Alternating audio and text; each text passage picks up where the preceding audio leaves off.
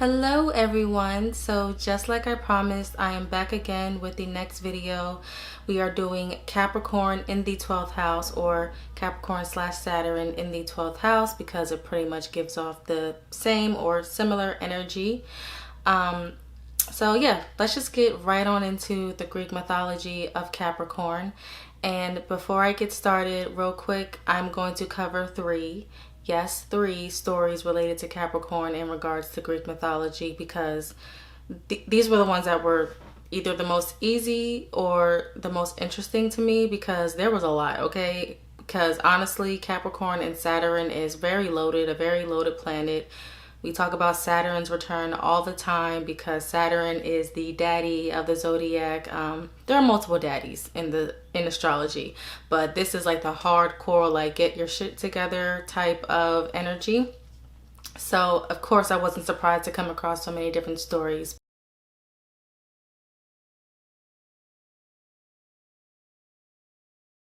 So the first one is about Capricornus, and Capricornus, if I'm pronouncing that correctly, is a part of the typical story that I feel like a lot of us just getting started in astrology here, or those of us who are just getting into Greek mythology here, that big moment where Typhoon, the big monster, came and, was effing ish up, and all the zodiac signs, or all of the entities that represented these zodiac signs, or how they came to be, are all dispersing and running away from this monster.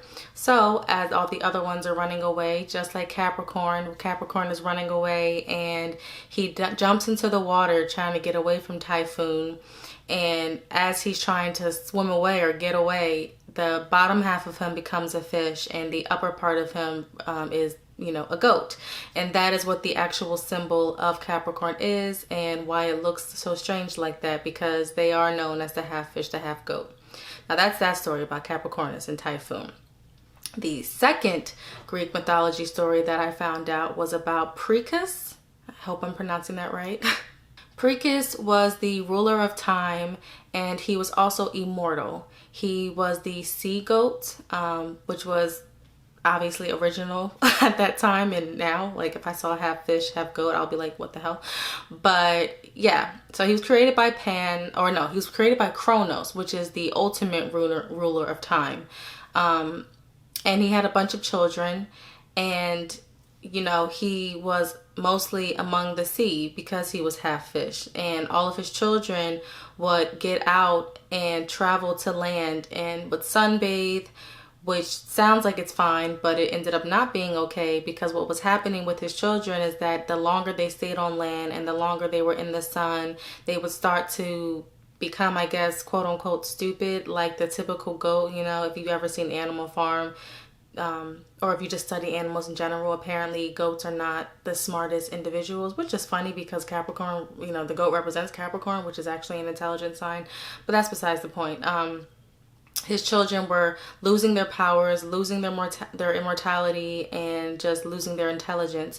So being that he also rules time, not as much as Kronos, but still rules time, he would rewind time and try to find different ways to prevent his children from going to the land.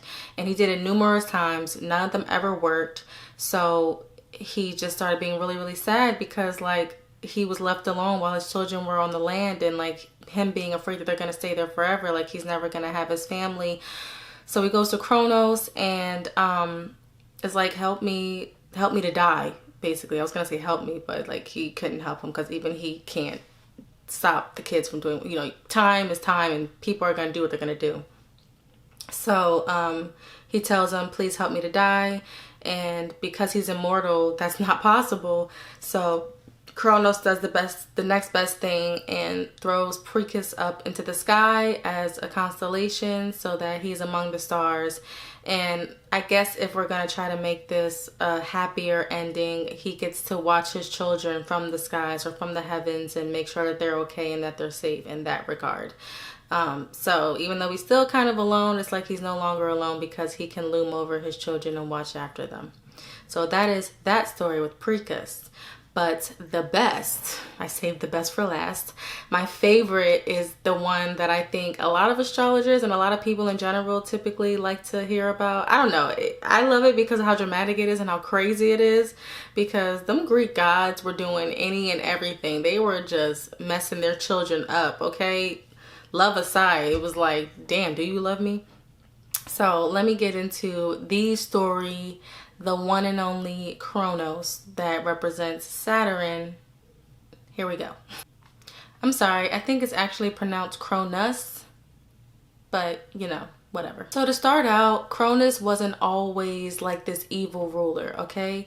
He is the son, he has multiple siblings by the way, but he is the youngest son of Uranus and of Gaia, his mother. And Uranus, his father, was not a good father and not a good ruler. He was very cruel, actually. And just to add in there, Cronus is also known as the first leader of the first group of Titans before the ultimate Titans that we tend to talk about the most, like Zeus and them, were born. Zeus and all of them were born from Cronus and all of his siblings and all of the first Titans. So what happened was Uranus imprisoned all of his children, including Cronus, in Gaia's womb. He imprisoned his children in his wife's womb. And because I said he's cruel. And Gaia, his wife, was just like over it. She had it. She didn't want to see her children suffering anymore. So she ends up finding help. So eventually Gaia convinces her children to fight back. And Cronus was, I guess, the one with the most heart, which, you know, makes sense. Or at least the one that was willing to take the lead, which is very Capricorn, very Saturn. And he finds him. He slays him, aka castrates him, and that's the end of Uranus's what's it called? That's reign. Sorry, that's the end of Uranus's reign, and he ends up freeing most, not all of his siblings. I don't really want to get into that because that's like a whole other subcategory of all of this, but he sends away like his siblings that are like super giant or whatever away and traps them, but all the other ones he sets free. And his ruling starts off really great. You know, he's doing the things that he's supposed to be doing. He's panning out to be not as cruel as his father, but as time goes on, he starts to become extremely paranoid and frightful of change, of any type of change possibility, which is very Saturn, very Capricorn. And somebody, I forget who, gives him this prophecy that he will be overthrown by his children. This freaks him out even more. So he gets to a point where he literally starts eating his children. I'm sorry, I feel like I missed a huge gap in this. He ends up, after castrating his father, he marries Rhea, his sister. I know, freaking gross, but that's how it was back then. Super incesty. But yeah, she gives birth to 5 children and he eats them one by one. And this is like the main part that people tend to talk about and remember in regards to Cronus and how Zeus and all the other Titans come to be.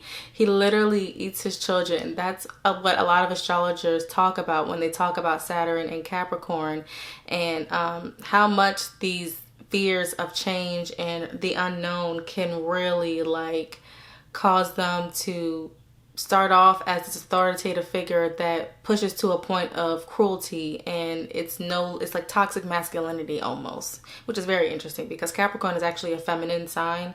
But you know, just like Capricorn, if they feel like anybody's in their way, if anything is in their way, nothing is going to get in between them and their ultimate goal. They are the goat on the mountain, on the side, like waiting, and they'll fall and they'll get right back up. Like, that is the thing. So they won't allow anybody to disrupt that, not even their own family, okay?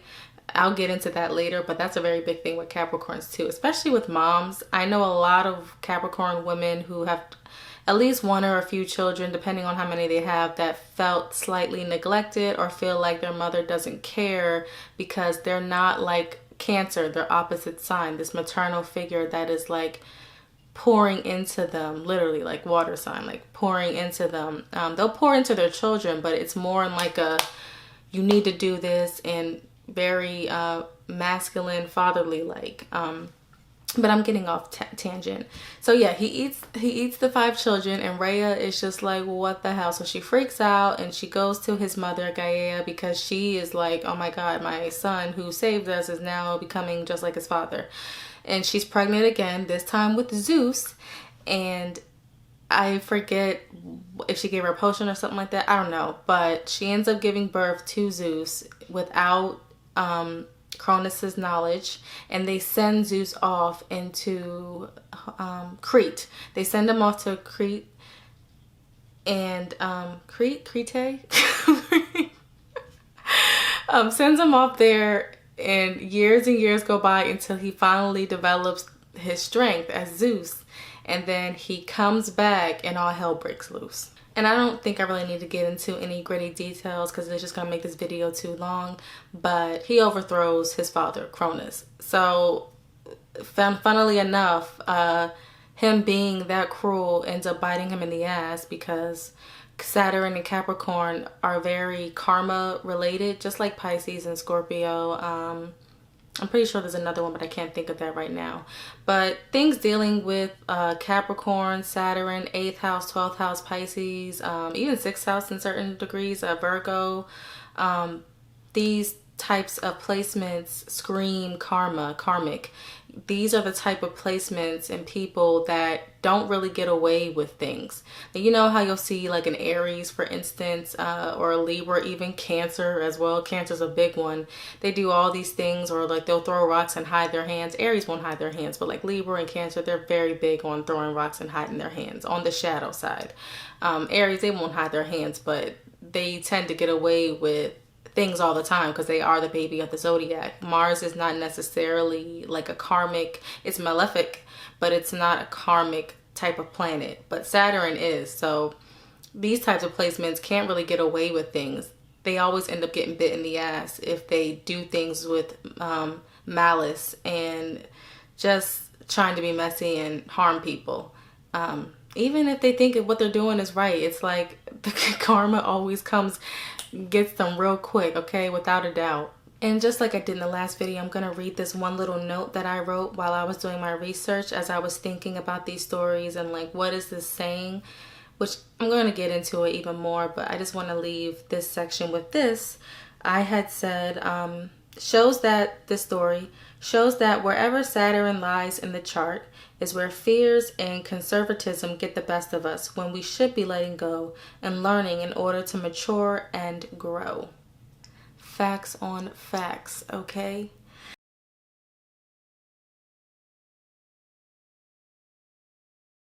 Okay, so Capricorn, Saturn in the 12th house. What is Capricorn? I guess I'm going to do this. I'm not going to go too deep into it because I honestly feel like there are so many videos out there that are going to explain exactly what Capricorn represents and what the 12th house represents. But I'll quickly do my best to go over it without losing my thought process and how I'm going to go into the actual placement itself. So Capricorn, like I said earlier, is the father. It is the authoritative figure. These people want to be leaders. They want to be successful and high achievement. Achievement is everything for them. They like to follow the rules. They want to do things the right way, okay? And they're very big on the by any means necessary type of sign, okay? Because make no mistake, all the earth signs are hard workers, but Capricorn is more of the one that's going to literally take the lead. And not only are they going to take the lead, they're not going to let anybody get in their way. Whereas Virgo is more about service and doing for others, and Taurus is literally about gaining self-esteem, step-by-step process, gaining materials, and enjoying life. You know, all very different, but all very hard workers. Capricorn, it's all about their public image, and it's all about succeeding, achieving at something, and feeling not only useful, but like one of the best. It's definitely that big, like, I need to be seen, I want to be seen, but they'll be more humble about it, even if deep down inside they'll be a little like snarky about like, they do have a superiority complex, just like Aquarius, because Saturn is Aquarius's old ruler. But it no longer affects Aquarius as much as Uranus affects Aquarius, which is like now they're like main ruler. But still the same. I have hella Aqua placements, and I can tell you that I still feel the limitations and the restrictions that Saturn and Capricorn present. That is another thing about Capricorn. They are slow and steady wins the race. They are limitations and restrictions and discipline. Discipline is a very, very big one. Because at the end of the day, when they finally accomplish what they need to accomplish, there's this big sense of, I deserve this. And that's why if they're more dark-sided or getting down on themselves, they'll be really big on, this person doesn't deserve that. And instead of acknowledging that I'm feeling a little salty, they'll be more so about like dismissing something and acting like, well, I didn't care about that anyway, even though at first you did. But then they just flip it and be like, well, I don't want that anymore. If they see other people gaining something that they still haven't gained or succeeded in because of all the limitations and the delays. You know, wherever you're seeing Saturn and wherever you're seeing Capricorn, there's going to be some type of form of delay. Even no matter what, no matter what the aspect is, whether it's a trine, whether it's a square, whatever, there's always going to be some type of sense of delay, in my personal opinion. So yeah. Now, the 12th house, like I've said in all of my previous videos, the 12th house is ruled by Pisces, and Pisces is ruled by Neptune. So this house is very big on the hidden. These are things that are not only hidden from others, but hidden from yourself. Things that you don't even know about yourself that, you know, people might have an idea of and can possibly see, but they don't know for sure because you haven't acknowledged it and you don't know that it's there. For instance, me, I have Mars in my 12th house, my 12th house is in Aries. So, and this is Placidus, by the way. So, my anger is a very big thing that was hidden for most of my life and was repressed. And now as I've gotten older, you know, as I was getting older, I was finally expressing it. And it was just coming out in the worst of ways. Like I've never, like I'm better at it now, but I always struggled with finding out a way to deal with conflict because deep down I know that if somebody is disrespectful to me, I'm not afraid of conflict or the other person. I'm afraid of myself and afraid of what I can do if I go black and I get angry and all I see is red, you know? That's like a small little example of what I mean when I say that these things are hidden. It's like people don't know. I keep looking out the window. People don't know that this lies in you, and you don't even know that it lies in you. And if you do, it's like you're not facing it for real. It's like you feel it and you think it's just a moment type of thing, where this is like a thing that lives inside of you. It lives and breathes day by day. And like I've said in the previous videos, the 12th house represents institutions and imprisonment.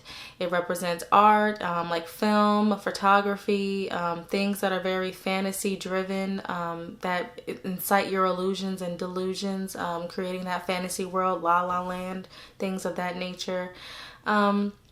And yeah, I'm just going to stop right there, but this is what we're dealing with. We're dealing with a house where things are very, very hidden, and we're dealing with a planet that is really intense and really disciplinarian.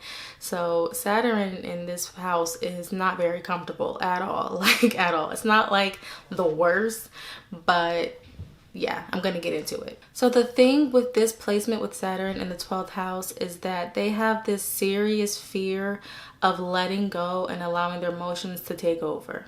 Because again, the 12th house is also representing us merging together. It is like the feeling before you leave the womb, when you're just floating in space or you're floating or whatever. And like there's this sense of unconditional connection and love that you have, and then you are placed on earth and there are so many limitations and restrictions. Obviously earth, Capricorn is an earth sign, so dealing with their realm is the reality of what we can see and what we can feel. And 12th house is not about that. Pisces is not about that. It's about what is outside of us.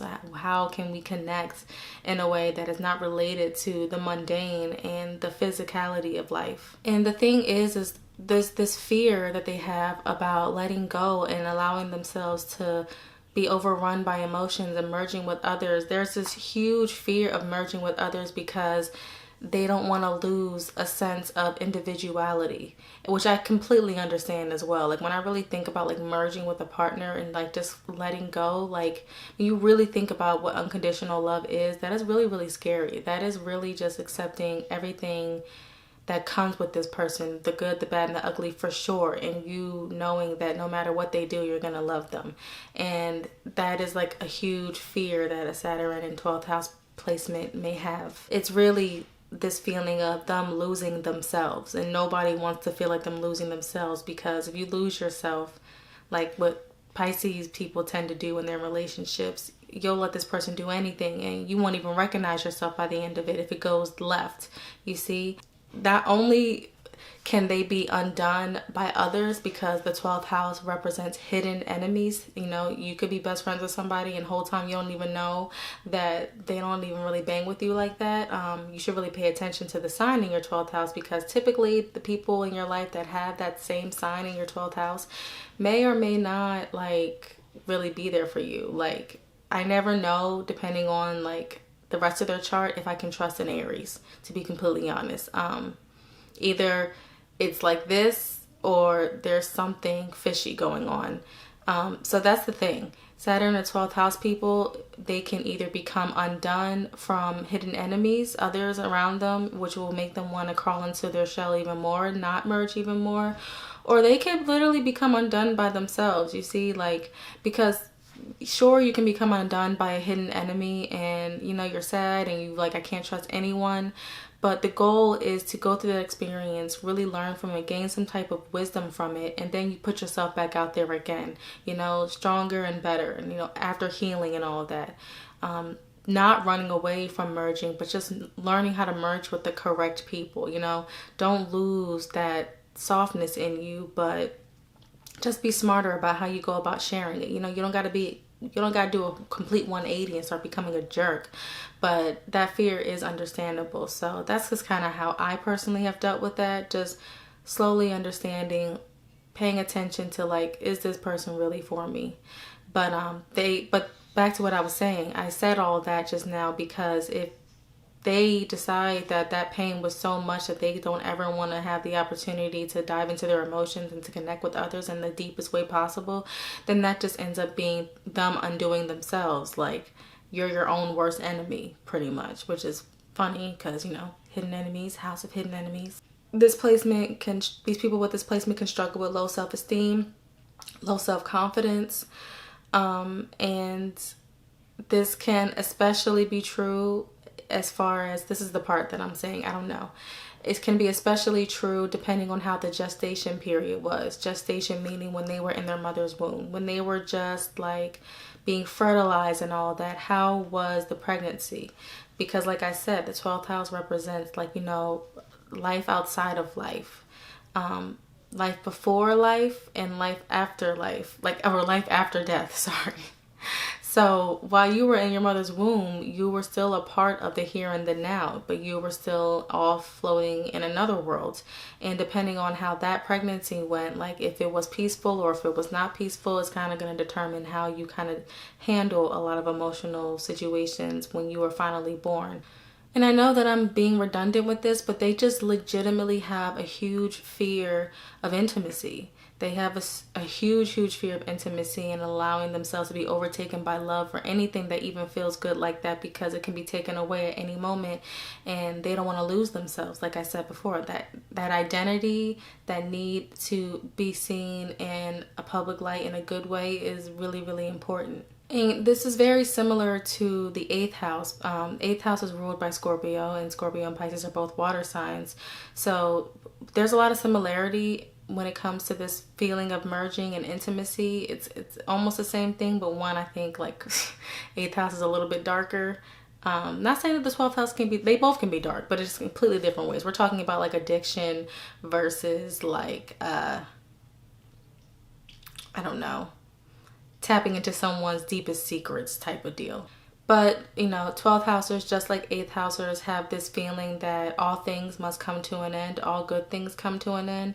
And this is kind of what aids in this placement, Saturn in the 12th house, having a hard time attaching themselves to people and commitment. You know, it's all related to the very situation that I keep mentioning, which is this loss of identity and not wanting to lose the identity by merging with others, regardless of how good it feels. So if a Saturn in the 12th house individual did put themselves out there and did become did merge with others and got their heart broken or got their feelings hurt to the point where they feel broken, this type of placement will really benefit and should, in my personal opinion, isolate themselves for a while to regain their sense of self, to heal so that they can go back out there and do it all over again, but just not in the way that they did it before and with the right people. The thing is with like a lot of astrology, especially when we're dealing with Saturn, because Saturn is so authoritative, mainly when we're dealing with Saturn, to be honest, if this individual with Saturn in the 12th house does not come to a point where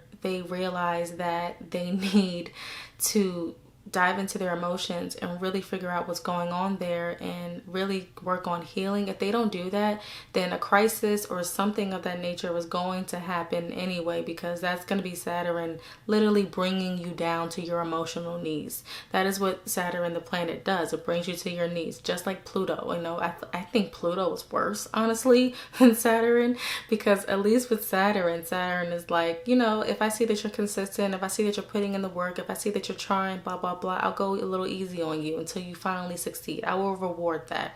Whereas Pluto, this has nothing to do with reward. It's literally them coming in here and just Pluto just coming in and shattering your life to pieces, and you don't even know why it happened or where it came from. But that is just the pure form, the purest form of all things must come to an end. And it is in order to build your character and all of that, but there's no warning. And like there is a reward, but it's something that will probably not come until even later than Saturn, in my personal opinion. Like Saturn makes more sense. If I do XYZ and I'm consistent with it and I'm disciplined, I'm bound to get what I want. Maybe not tomorrow, maybe not the next week, maybe not the next year, but it's coming sooner. Whereas Pluto, you don't ever see that thing coming. But in these moments where Saturn brings this Saturn in 12th house individual to their knees, this is typically a moment where they will finally be forced to reach out to people outside of themselves and ask for help. And funnily enough, this is typically when they start to realize that they're not as alone as they think that they are. And this is when they really start to understand the benefit and the value of merging with others and caring for one another beyond the physical and beyond achievements and shallowness.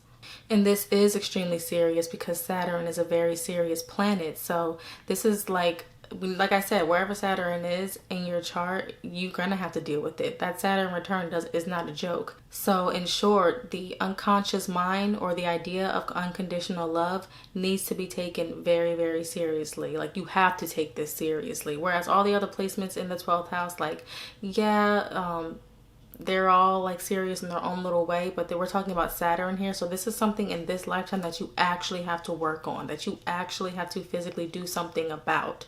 It's not just this internal thing where you have to like learn how to calm your mind or learn how to distinguish between my feelings and their feelings. It's deeper than that. This is like you are here to really figure out your emotions. And finally, in this section, I'm going to leave you with this quote that I read in this book.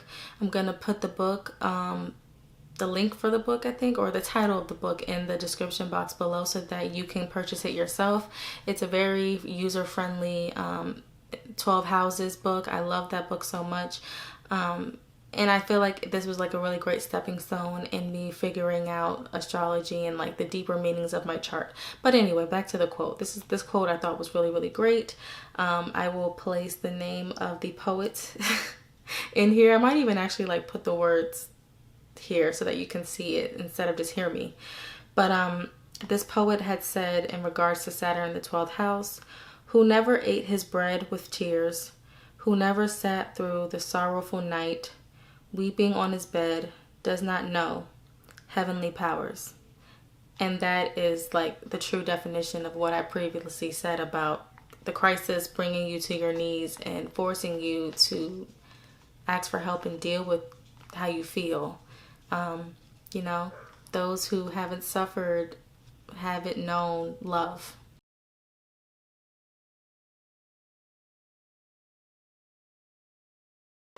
Okay, so this past life is not as easy as the not Saturn, as the Sagittarius one that I did last week. It's kind of dark, actually. So here it goes. Based on the research that I've done, if you have Capricorn in the 12th house, your past life was possibly or probably involving a death, of some kind. And that really doesn't surprise me, okay? Because like I said, Capricorn and Saturn are very, very heavy placements, and they're really big on teaching you a lesson. So there would possibly was a death involved. Either your life was cut short or you cut somebody else's life short. And many factors are important when it comes to this. We don't know like why it was done. Was it malicious? Was there malicious intent? Did you do it on purpose? Did you kill the person on purpose? Were you killed on purpose? All the circumstances are really important in regards to how your chart is going to pan out in this lifetime. So if you were having a harder time, it might be possible that you were the one that killed, and that you were the one that was the killer. So in this life, you might end up having your own life cut short, or just have these really, really dark, traumatic things happen to you, and you're just like, why? And that's really about you. You know, this placement is really big on karmic debt. Like, not only is the 12th house karmic, but you got Saturn on top of that. Like, that's really heavy. So, yeah, if you were the killer, either your life will be cut short, or you'll experience something with a loved one, or maybe they'll be killed before their time. And the entire point and the goal is to get you to understand the value and the importance of human life, and to truly appreciate it. Again, appreciate merging with others, and appreciate this idea of unconditional love, and not be afraid of it, but lean more into it. But however, if you were the one that was killed, you'll possibly be the type to have a chart that will make you more confident, less afraid, because despite how these placements come across, Saturn and Capricorn placements may come across like they're confident, or like they're not afraid of anything, just because they cover their emotions and are very guarded. But best believe, like, these people are very sensitive. Like, their sister sign is Cancer, for goodness sake. Don't ever let them fool you. They're very, very sensitive as well. So it wouldn't make sense for them to have more placements that are similar to Saturn, or that will bring out that Saturn more, because it's just going to exacerbate their fear. So they're going to need something, or placements that are going to make them less fearful and more open to connecting with others. That's what I'm gaining from it. But yeah, that is all that I have. I feel like in the future, if I continue with this and feel like I'm enjoying myself a lot, I'm probably going to end up doing some of these over again as I keep learning and going and getting better. So, you know, don't fear, don't fret. And if you feel like you want me to expound on something more and really go into the details of it, because you've sensed that you're not gaining that from these, please leave a comment below and let me know. Like, share, subscribe. I think that's probably the first time I've ever said that, okay? And yeah, I'll see you guys in the next video when we cover Aquarius in the 12th house, one of my favorite signs. Don't judge me, I know. No Aquarius slander over here. All right, so yeah, bye. See you next week.